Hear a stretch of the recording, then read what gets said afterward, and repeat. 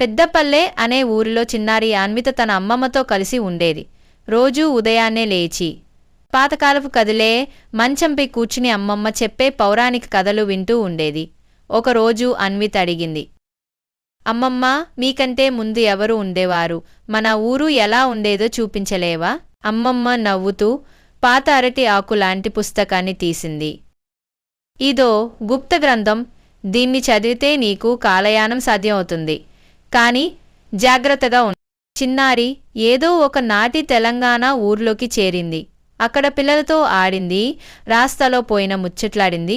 ఊరికి పెద్ద పండుగ రోజు ఆమె బతుకమ్మ పూలతో ఒక అద్భుతంగా అలంకరించింది. అందరూ ఆశ్చర్యపోయారు. అన్విత నెమ్మదిగా తిరిగి తలచింది. కాలాన్ని అల్లుకుంటూ తిరిగి ఆమె తన ఇంటికి చేరింది. తలుపు తీయగానే అమ్మమ్మ కన్నీళ్లతో ఆమెను ఆప్యాయంగా ఆ రోజు నుండి అన్విత ప్రతిరోజు ఒక పేజీ చొప్పున ఆ గ్రంథం చదువుతుంది. ప్రతి పేజీ ఒక కొత్త ఊరు, కొత్త కాలం, కొత్త అనుభవం. కానీ ఎప్పుడు తల్లి ప్రేమను, అమ్మమ్మ సంరక్షణను మరువదు.